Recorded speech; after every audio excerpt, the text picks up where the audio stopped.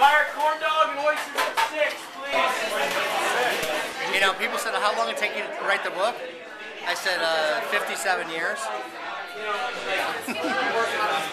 So, but it was like, I've always loved to write. I thought when I was a child I would be a writer.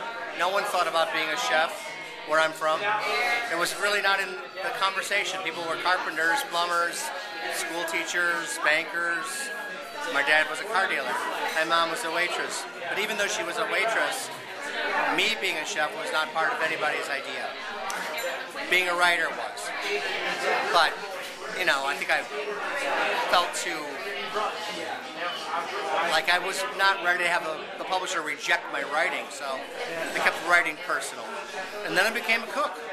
And then I became a better cook. And then I became a chef. And then one day I said, this should be written down.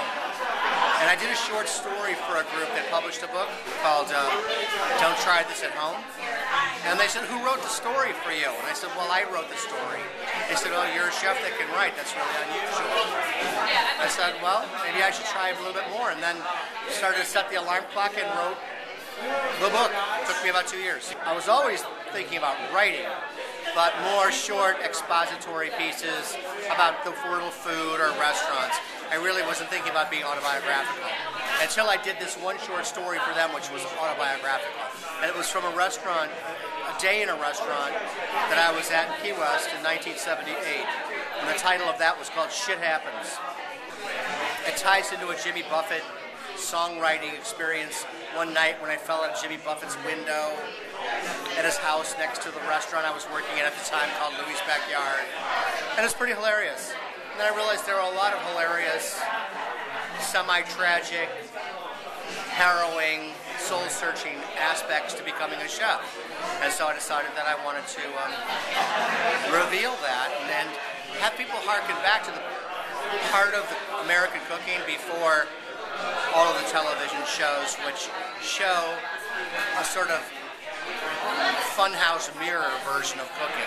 I wanted to take them back to the real craziness, not the manufactured craziness. And so I think this book does. Who knows where this will become? It may become a movie too. We'll see. Fire corn dog and oysters at 6, please. Oysters at 6. Ellen, did you just go to 54 with 2 pork chops? Yeah. We're waiting on this to be fired. Is this ready to be fired? Go find out if that's ready to be fired. Guys, when they're going to the same table, just put both sauce in one thing, right? 7 pork chops. This is for all the boys and animals. Hit them with the salt before you put them in the oven. Fire corn dog.